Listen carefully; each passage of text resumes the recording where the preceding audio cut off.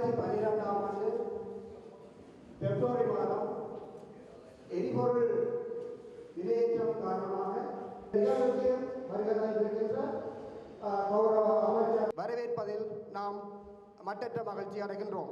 எரிபொருள் மானியத்துக்கு பதிலாக எமது அமைப்பினாலே தற்போது வழங்கப்படுகின்ற கடத்துறை மானியங்களை வழங்குவதற்காக உங்களுக்கு தெரியும், கடந்த ஆண்டு நாங்கள் 2012ஆம் ஆண்டு தொடக்கம் 2013ஆம் ஆண்டு வரை காலப்பகுதியில் எரிபொருள் மானியம் வழங்கியிருந்தோம். கிட்டத்தட்ட 2012ஆம் ஆண்டு நாங்கள் 212 மில்லியன் ரூபாவுக்கும் 2013ஆம் ஆண்டு 100 மில்லியன் ரூபாவுக்கும் வரைவுகள் வழங்கியிருந்தோம். இந்த வகையிலே அந்த வரைவுகள் வழங்கிய வரைகளை மக்கள் வந்து துஷ்பிரயோகம் செய்த காரணமாகவும் அதற்கு போன்ற பணம் விரைவாகும் காரணமாகவும் அவற்றை மாற்றுவதாக எரிபொருள் மானியத்துக்கு பதிலாக வரைவுகள் வழங்க அமைப்பு தீர்மானித்தது. அந்த அடிப்படையிலே எங்களுடைய அமைப்பினாலே முதற்கட்டமாக வழங்கப்பட்ட வரைவுகளை கிடைக்கப்பட்ட பட்டியல் அடிப்படையிலே முதற்கட்டமாக எங்களுக்கு வழங்குகின்றோம். இது ஒரு முதற்கட்டமாகத்தான் உங்களுக்கு இது வழங்கப்படுகின்றது.